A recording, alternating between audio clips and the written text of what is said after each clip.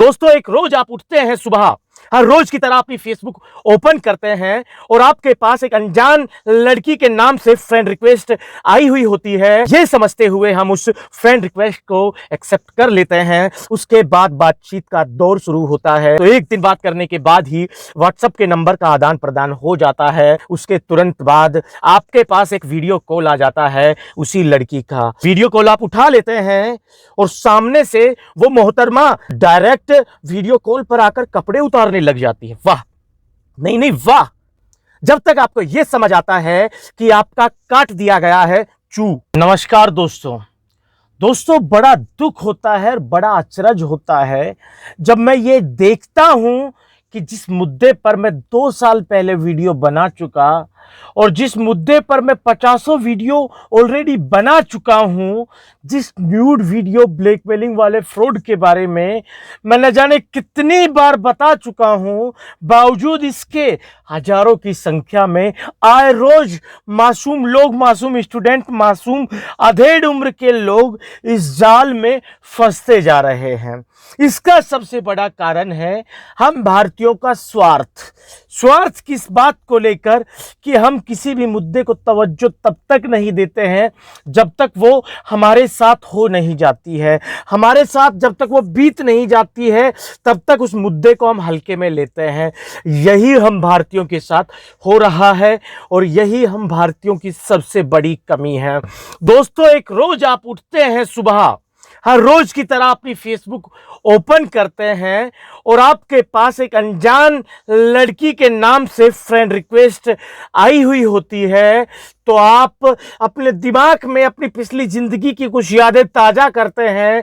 कहीं ये लड़की मेरे साथ स्कूल में पढ़ी हुई वो लड़की तो नहीं है जिसे मैं हमेशा से चाहता था, या फिर कहीं ये लड़की वो लड़की तो नहीं है जो मेरे साथ कभी किसी कोचिंग सेंटर में पढ़ी थी। ये समझते हुए हम उस फ्रेंड रिक्वेस्ट को एक्सेप्ट कर लेते हैं। उसके बाद बातचीत का दौर शुरू होता है। लगभग 1-2 दिन तक हम बात करते हैं। कई मामलों में तो एक दिन बात करने के बाद ही व्हाट्सएप के नंबर का आदान प्रदान हो जाता है। और जब व्हाट्सएप के नंबर का आदान प्रदान होता है, व्हाट्सएप पर हेलो हाय होता है, उसके तुरंत बाद आपके पास एक वीडियो कॉल आ जाता है उसी लड़की का।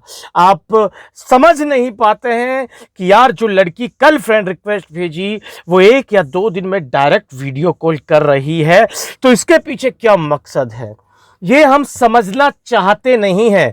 दरअसल बात ये है, हम समझना नहीं चाहते हैं क्योंकि सामने से कोई वीडियो कॉल कर रहा है तो हम ये समझते हैं कि भैया हमने तो नहीं किया, उसके पास वही तो हमारे पास कर रही है, तो वीडियो कॉल उठाने में दिक्कत क्या है। वीडियो कॉल आप उठा लेते हैं और सामने से वो मोहतरमा जिसने आपको 2 दिन पहले फेसबुक पर फ्रेंड रिक्वेस्ट भेजी वो डायरेक्ट वीडियो कॉल पर आकर कपड़े उतारने लग जाती है। वाह, नहीं वाह। और आप ये सोचते हैं कि यार क्या जन्नत लॉटरी लग गई, कल लड़की पटाई फेसबुक पर, आज वीडियो कॉल, मजा आ गया। जब तक आपको यह समझ आता है कि आपका काट दिया गया है चू काट दिया गया है आपका, कि आप जिसको लड़की का वीडियो कॉल समझ रहे हैं वो दरअसल आपको किसी ने एक फोन में वीडियो चला के दिखाया जिसमें कोई लड़की कपड़े उतार रही है। ये बात आप जब तक समझते हैं तब तक बहुत देर हो गई होती है। और बहुत से भाई तो जब उनके पास वीडियो कॉल आती है तो 5, 10, 15 सेकंड तक तो समझ ही नहीं पाते भैया हो क्या रहा है, क्योंकि अचानक से यार साक्षात जन्नत से उतर के मोहतरमा उनके लिए फ्रेंड रिक्वेस्ट लेकर आई और दूसरे दिन फेसबुक पर मतलब व्हाट्सएप पर वीडियो कॉल कर दिया, तो उसके लिए तो साक्षात जन्नत मिल गई उसको। तो 10-15 सेकंड के बाद उन्हें पता लगता है बेटा फंस रहे हो, तब तक कांड हो चुका होता है। सामने वाली पार्टी आपका वीडियो रिकॉर्ड कर चुकी होती है। अब बारी होती है आपके पास व्हाट्सएप पर आपकी उस वीडियो के भेजने की। आपके पास वही लड़की जिसने आपसे वीडियो कॉल पर कपड़े उतारते हुए वीडियो चैट की, आपका स्क्रीन रिकॉर्डर से वीडियो रिकॉर्ड कर लेती है और आपके व्हाट्सएप पर आपको भेज देती है और आपसे कहती है कि आपका ये वीडियो इंटरनेट पर वायरल कर दिया जाएगा। आपके फेसबुक फ्रेंड्स की वो स्क्रीनशॉट ले लेती है और कहती है कि आपके ये फ्रेंड हैं, इनके पास आपका वीडियो हम भेज देंगे। आप घबरा जाते हैं, आपके पैरों के तले से जमीन खिसक जाती है, आसमान घूमने लगता है, आंखों के सामने अंधियारा सा छा जाता है, दिमाग में कुछ समझ नहीं आता है। आप इधर उधर यूट्यूब पर हाथ पैर मारने लगते हैं और जब आपको किसी फ्रॉड अलर्ट यूट्यूब चैनल पर एक आगाह करते हुए का वीडियो दिखता है, वो देखते हैं, उसके बाद आपको समझ आता है कि भैया आपका लल्लू कट चुका है, आपको बना लिया गया है चू। और इसके बाद आपको धमकाया जाता है वीडियो वायरल करने के नाम पर और आपसे वीडियो डिलीट करने के लिए पैसे की डिमांड की जाती है। जिसके पास पैसा होता है तो वो पहले स्टेप पर ही उस ब्लैकमेलर को, उस लड़की को समझते हुए कि ये लड़की है, उस ब्लैकमेलर लड़के को उसकी मुंह मांगी कीमत दे भी देते हैं। और जो भाई पैसे देने में असमर्थ हैं, जिनके पास पैसा नहीं है, वो गिड़गिड़ा के उनसे कहते हैं कि मैं तो पढ़ने वाला बच्चा हूँ, मैं स्टूडेंट हूँ, मैं गरीब हूँ, मजदूरी करता हूँ। पर भाई ये सब बात वो जब जन्नत का सुख भोगने के लिए उस वीडियो कॉल को अटेंड करता है और मज़े लेते हुए उस वीडियो को देखता है, तब उसके जहन में ये ख्याल नहीं आता कि वो स्टूडेंट है, वो गरीब है, वो मजदूरी करने वाला है। खैर, मैं इसमें आपकी गलती नहीं समझता, मानवीय फितरत है, इंसानी आदत है कि हम लोग बहक जाते हैं जब सामने वाली पार्टी इतनी खूबसूरत हो और कपड़े आपके सामने उतार रही हो। इसके बाद बहुत से भाई उनसे हाथ पैर जोड़ते हैं। उसके बाद पहला स्टेप के बाद तो आपको वो लड़की चलो छोड़ देती है, फिर दूसरा स्टेप शुरू होता है यूट्यूब टीम का। आपके पास वही ब्लैकमेलर किसी अन्य नंबर से फ़ोन करता है और आपसे कहता है कि हम यूट्यूब से बात कर रहे हैं, यूट्यूब से संजय सिंह बोल रहे हैं, आपका video nude video call YouTube पर अपलोड हुआ है और हम इसे साइबर क्राइम को भेज रहे हैं, अगर डिलीट करवाना चाहते हैं तो इतने पैसे हमारे पास भेज दीजिए।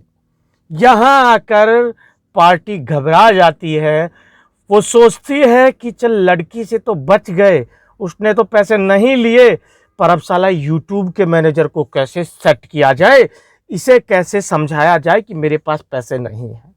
आप फिर आनाकानी करते हैं, पर आपको जब डर लगता है कि वीडियो वायरल हो गया तो किसी रोज़ उसका बड़ा भाई यूट्यूब सर्च कर रहा होगा और उसके सामने अचानक से तुम्हारा वीडियो चला गया तो बेटा क्लास लग जाएगी।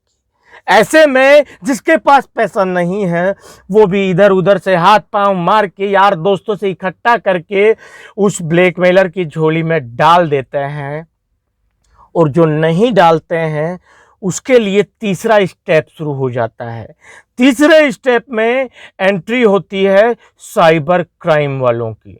है तो वो भी ब्लैकमेलर की पार्टी से ही, बट इस बार उनका रोल पहले जो ब्लैकमेलर था दोबारा जो यूट्यूब मैनेजर का था, तीसरी स्टेप में उनका रोल साइबर क्राइम या सीबीआई ऑफिसर का हो जाता है।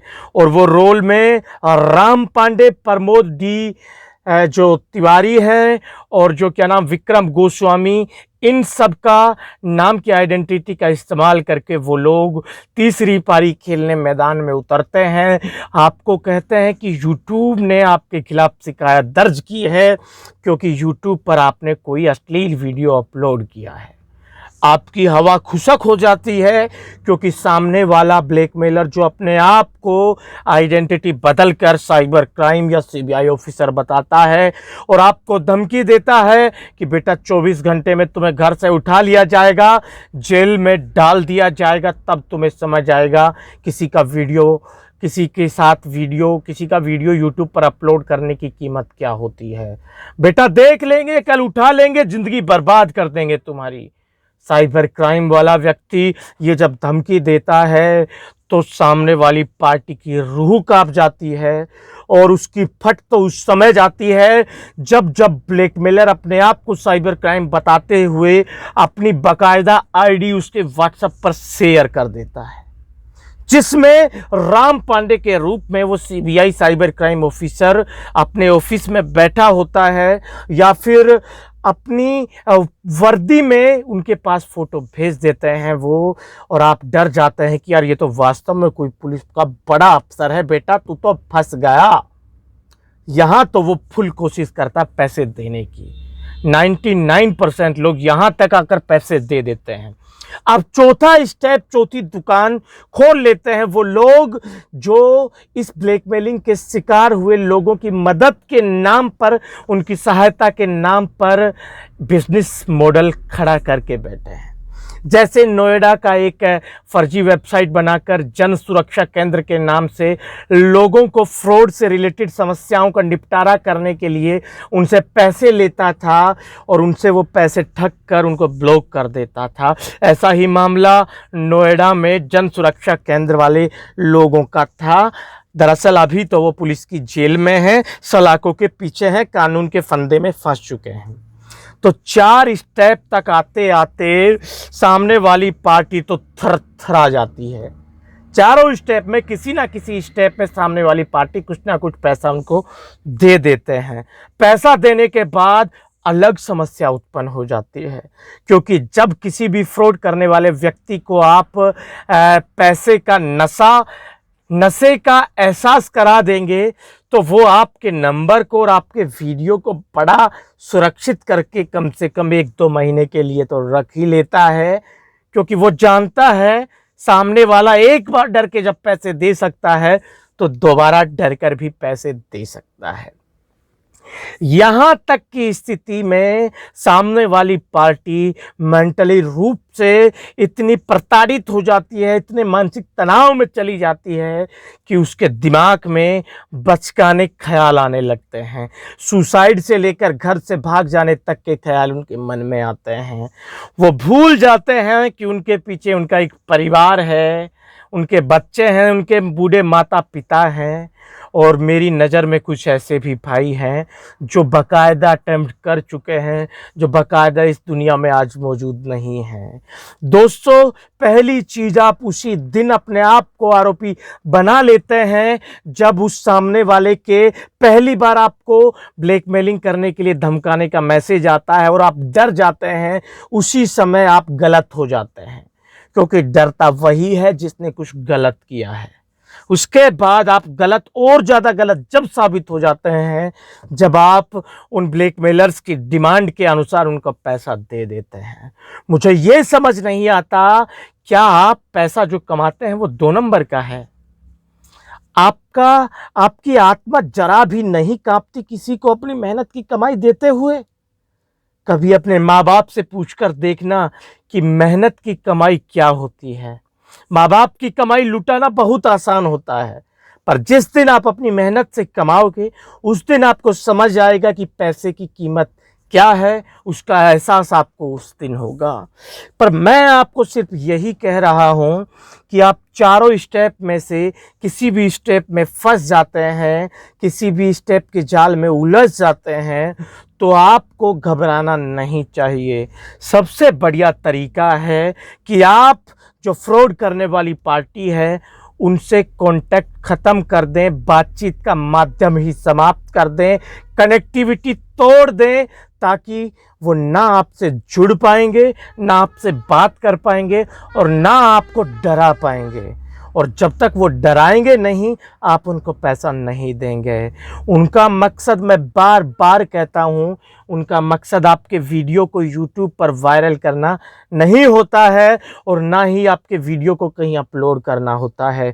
उनका मकसद सिर्फ़ और सिर्फ आपको डराने का होता है, आपके डर के माध्यम से पैसे कमाने का होता है। और मैं बार बार यह भी कहता हूँ, मेरे बंधुओं, मेरे भाइयों, मेरे सखा, मेरे संबंधियों, आप किस बात के लिए डरते हैं? किस इज्जत की डर है आपको? वो इज्जत जिसके बारे में लोग हमेशा गलत समझते हैं। आपको सिर्फ फर्क पड़ना चाहिए अपने घर वालों से, ना कि समाज की नज़र में लोग आपकी इज्जत क्या रखते हैं उससे। क्योंकि भाई आप लाख अच्छा कर लें पर आपको लोग गलत ही कहेंगे। और खासकर जब ऐसे फ्रॉड में आप फंसे हों और उस समय आप किसी को सफाई देते हैं, वो तो सबसे बड़ी आपकी भूल है, सबसे बड़ी गलती है। क्योंकि जो आदमी आपका 5 से 10 सेकंड का वीडियो रिकॉर्ड करके उसको एडिट करके आपको डरा धमका के पैसे ले सकता है, आपकी ज़िंदगी में उथल पुथल मचा सकता है, वो कल को आपका कहीं और से वीडियो लेकर उसे एडिट करके फिर से भी दोबारा डरा मतलब धमकाएगा नहीं, इसकी क्या गारंटी है। तो भैया या तो एक काम कीजिए कि आप सोशल मीडिया या फिर डिजिटल मोबाइल रखना बंद ही कर दीजिए, चले जाइए नोकिया 1100 पर, सैमसंग का कोई सिंपल फ़ोन ले लीजिए, 1000-1200 में मिल जाएगा। अगर आप इस सोशल मीडिया पर चल रहे फ्रॉड से डरते हैं तो आपको यही कर लेना चाहिए, क्योंकि ये चीज़ें कॉमन हो चुकी हैं। जैसे जैसे डिजिटलाइजेशन का दौर बढ़ेगा वैसे वैसे ये घटनाएं भी बढ़ेंगी। मैं 50 क्या अगले 1000 वीडियो भी इसी मैटर पर बनाऊंगा, फिर भी हिंदुस्तान में हर रोज हजारों की संख्या में फंसते हुए मैं आपको लोग दिखा दूंगा इसी फ्रॉड में। क्योंकि वही बात आ जाती है, हम किसी भी मुद्दे पर तब तक ध्यान नहीं देते जब तक वो आपके साथ हो नहीं जाता है।